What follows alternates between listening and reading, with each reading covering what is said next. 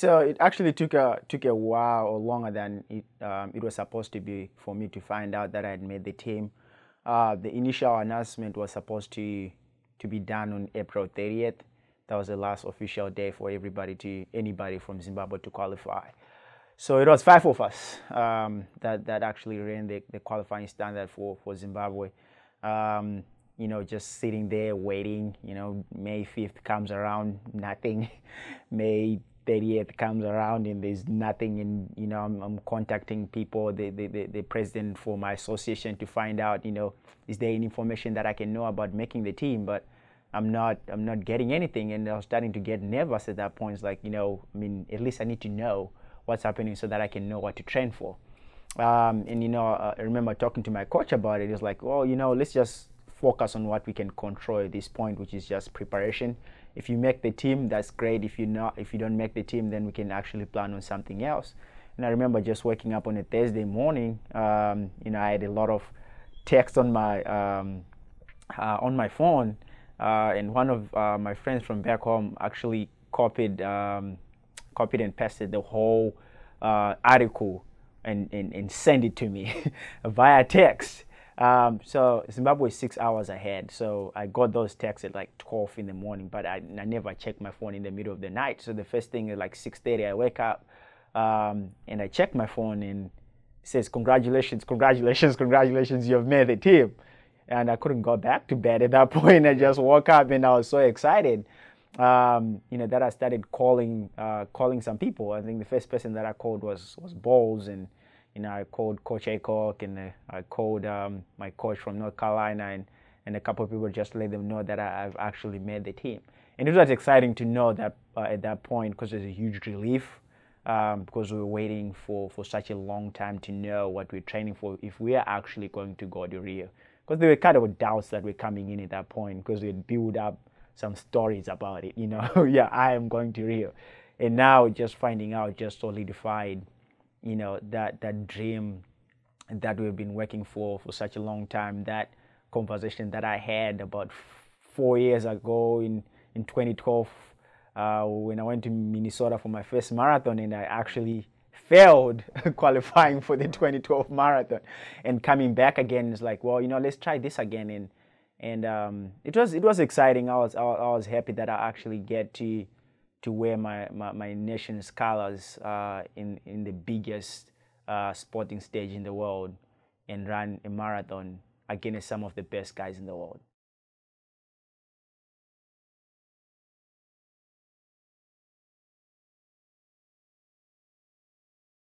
So it took me a while, to actually make it to the point where I can say, you know what, let's try for the Olympics. I was pretty successful, I think, my freshman year and sophomore year, and junior year in college. That that conversation really wasn't. I wasn't thinking about it. I wanted to get the best out of myself, and I had the support that I needed at Pembroke to actually do that. I had people that believed in me. My coach believed in me. I had a mentor, Coach Bowles, that believed in me as well, that I would go to and talk to about my dreams and what I want to do with running. But at the same time, I really didn't think that I would want to run at the Olympics one day. Maybe I didn't. I thought I was not good enough to do that. But I remember right after Penn Relays in my junior year, that was in 2012 track season, spring 2012. I ran a 29:04 in the 10K, which is my best time, and came in third. Went into the Penn Relays as the defending champion, but I came in third and ran a PR. So that was an automatic qualifier for the NCAAs, and I was 16th in the nation in the 10K in all divisions. So that was good in the US, being 16, like top 20 in the 10K like that. And I remember, I was sitting in Ball's office. Is like, well, there are two guys that have qualified for the marathon for Zimbabwe and for London. And it was like, well, of course Zimbabwe takes 3 people. Do you think you can be the third person? I'm like, what are you talking about? He's like, well, have you thought of running the marathon? Have you thought of running the marathon? And I'm like, no, I don't think I want to run the marathon. I don't think I have, you know, I have the capability to do it or the ability to do it, because I mean, I'm training for 10Ks. So, you know, training for nationals at that point, I started doing a couple of 20-mile long runs, you know, going into nationals. I did about 4 of them, and then I picked up a marathon that June, I think the Grand Mass Marathon in Duluth, Minnesota. And then, you know, I went to try out that marathon, and I finished, I think I finished 32nd, and I ran a 2:32. I hit a wall at mile 16, and I still remember the pain until today on that marathon, and asking myself, why am I doing this? And I'll never do this again. But still was able to take some time off afterwards, you know, finish college my senior year. And then 2014, I was like, you know what, let me try this again and actually put some effort into training. And that's when I went back to Minnesota, Duluth, for the Grand Mass Marathon, and I missed the Olympic standard at that time by 12 seconds.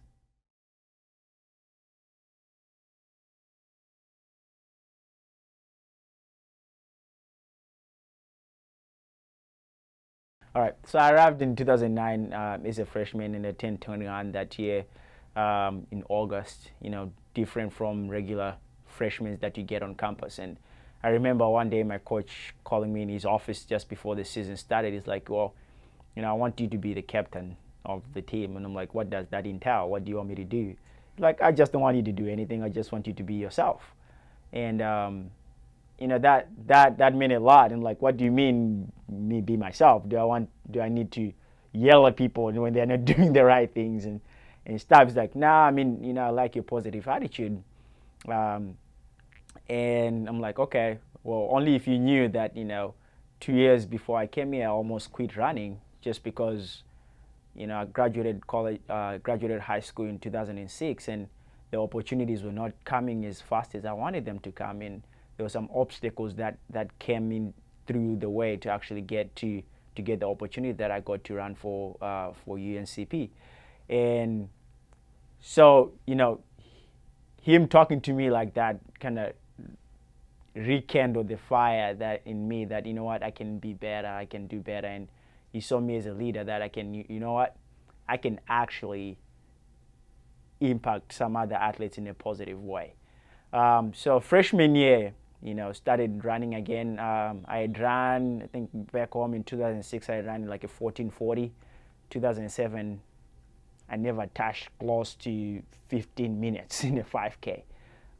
2008, almost stopped running. 2009, so starting back again because Coach Ekoket gave me an opportunity to come run for UNCP. So I started dropping my times in my freshman year when I got here, and actually made nationals in that year, and ended up being an All-American. Came my sophomore year, it was a build-up from that. Dropped some times, became better and better at it, and yeah, was able to actually travel to a lot of places all over the US just because of the competition that we're looking for. So I was at Penn Relays all 4 years of my career, and went to nationals again in cross country. And at that point, we're like, well, you're getting better. Okay, well, let's try 5K and 10K in the track and see if we can actually qualify for nationals. So looking at all 4 years of my career at Pembroke, you know, I think Pembroke provided me with an opportunity that I would have otherwise not have gotten anywhere, and helped me grow as a person, in a leadership role. I did well in my academics. I was able to graduate, which is one of the most important things of the athletic department here. I got all the support that I needed from the athletic trainers, the athletic department, the sports information. You guys wrote great stories about, you know, our achievements and everything. And, you know, everybody here working on campus, the teachers know who you are. And after some of the races, they're writing you story letters and postcards saying, "Oh, good job! You know, keep on doing what you're doing." Right. And that sense of community right there, you know, kind of molded me to be the person that I am today. And even though graduating after 4 years, you know, Pembroke is still home because it's the first place that actually where the dream of being an Olympian, or where we are right now, started. Where running actually was elevated to a level that we never thought we would get if the opportunity wasn't provided before. And I have an opportunity that, you know, I actually met a lot of great people at Pembroke that are still my friends today that I still call family. So I have a family in Zimbabwe, but I have a family in Pembroke, and I've made great friends that are still my best friends until today. So I think looking at the experience that I've had at Pembroke, growth-wise, I think as an athlete, I've grown and come out of my comfort zone, and actually being able to go out there and pursue my dreams and looking for endless possibilities, because I know that there's always a room for improvement, and Pembroke showed me that.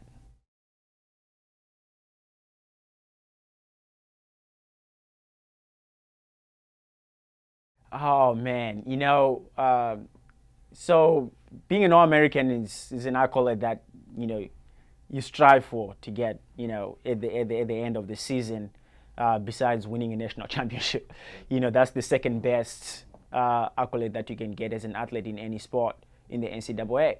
So I was celebrated more being an All-American than winning a national championship, even though winning a national championship was the goal. But I think, looking at the teams that were at Pembroke before in the 1980s, the Jeff Moody's, that team that won the national championship, when it was still NCAA, and then they moved to NCAA, and they were still beating D1 schools in that team. I was able to get into that club and bring back, the best, I think, stories that Pembroke missed all those years in the 25 years from the 1980s to the 2009. Say, wow, okay, well, now I think, we're getting back to the level where we were before when we had those athletes. So it meant a lot to be in that All-American club for 4 times throughout the year. And it confirmed that, even though I'm a D2 guy, I can still do better at this level that I am. D1, yes, it's great. You can still compete at D1, and I was still beating guys in D1 in different competitions. And still, most of them don't make All-Americans. But I think whether D1 or D3 or NAIA or whatever, it confirmed that, it doesn't matter what level you are, it doesn't matter what school you are, as long as you put in the work, we're all working as hard as we can, as long as the dreams that you have, and you put in the work to actually achieve those dreams and be better at it, you can achieve anything you want. And I think, it just confirmed that there are endless possibilities, and that if you only do whatever you have to do, that your coach asks you to do, anything is possible.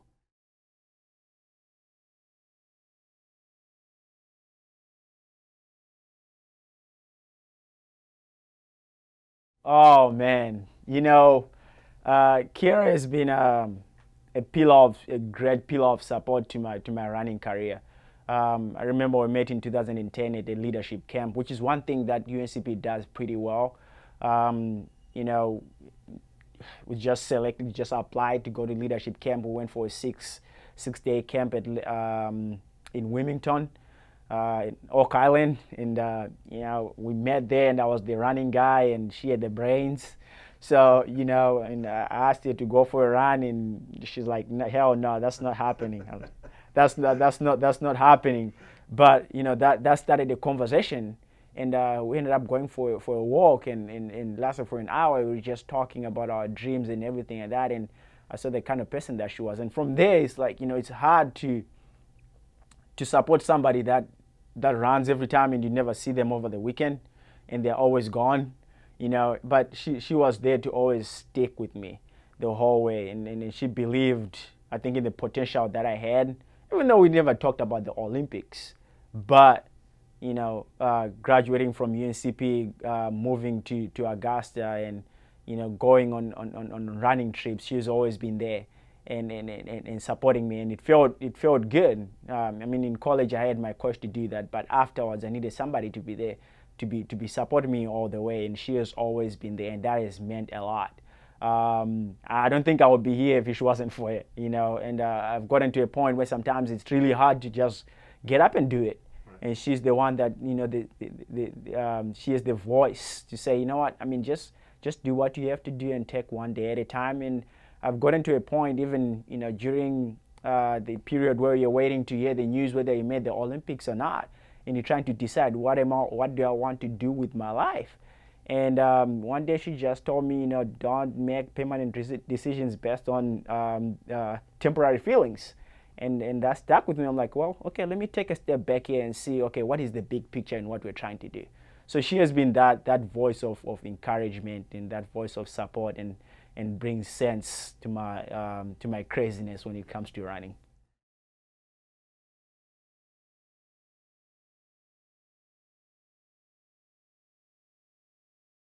Oh man, I just want to be the best that I can be.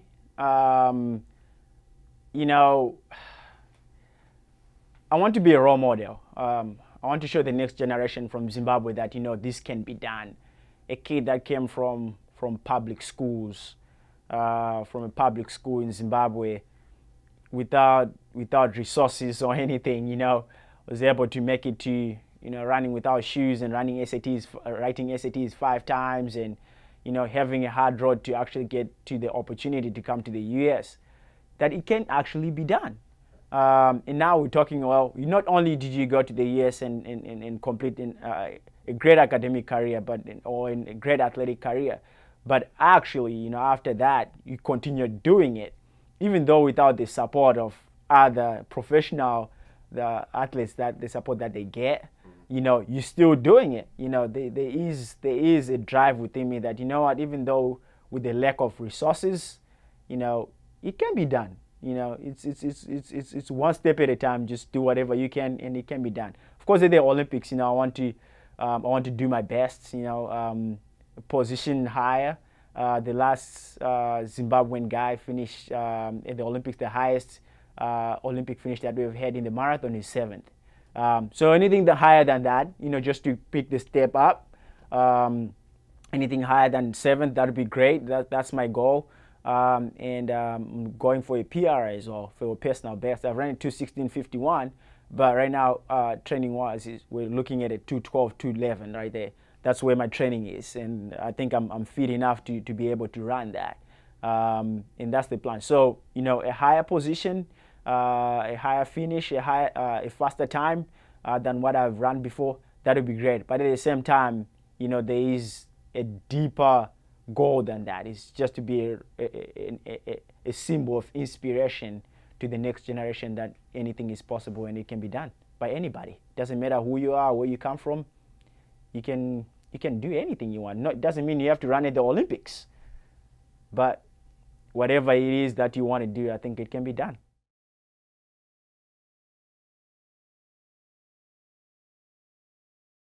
Oh man. Wow. Wow, wow, wow. Ah, man. That'd be great. That'd be awesome. I wouldn't know what to do with myself. I'll probably just pass out and cry for, I don't know, probably all the build up emotions in me will just come out, and I know that we have worked really hard for anything to happen. And the good thing is anything is possible. Rio, nobody has run Rio in the marathon for all the guys that are running Rio. It's a different race. It's a different environment. We have guys that have run 2:04 before. We have guys that have run 2:19, and some guys that are in the middle, and I'm in the middle right there. And I think it's anybody's race. And that's what is exciting, because anything can happen. And I'm going with that mentality that, what?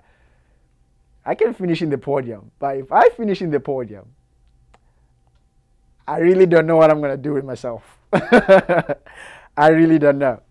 I really don't know. I think, I